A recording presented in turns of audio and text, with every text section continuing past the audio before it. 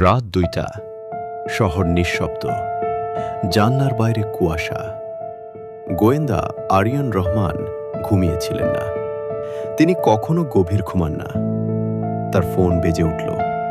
একবার, দুবার, তিনবার। তিনি ধরলেন। ওপাশে এক নারীর কণ্ঠ কাঁপছে। স্যার, আমার স্বামী খুন হয়েছে। নীরবতা, কিন্তু লাশ নেই। আরিয়ান চোখ বন্ধ করলেন। এই বাক্যটি স্বাভাবিক নয়। আপনার নাম? মায়া।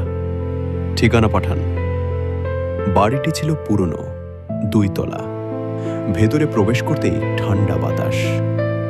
ড্রয়িং রুম এলোমেলো নয়, কিন্তু মেঝেতে রক্ত, অনেক রক্ত।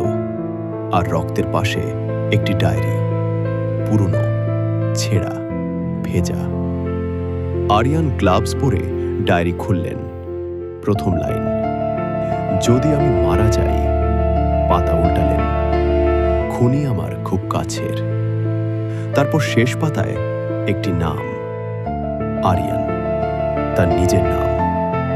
তিনি স্থির হয়ে গেলেন। বাইরে বাতাস জোরে বইছে।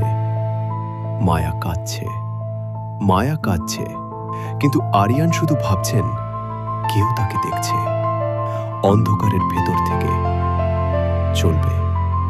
গল্পের পরের পার্ট মিস করতে না চাইলে সাবস্ক্রাইব করুন ইমরানস লিজার জোন। আর গল্প ভালো লাগলে কমেন্ট করে জানিয়ে দিন। এতে করে আমাদের পুরো টিম কাজের আগ্রহ খুঁজে পায়।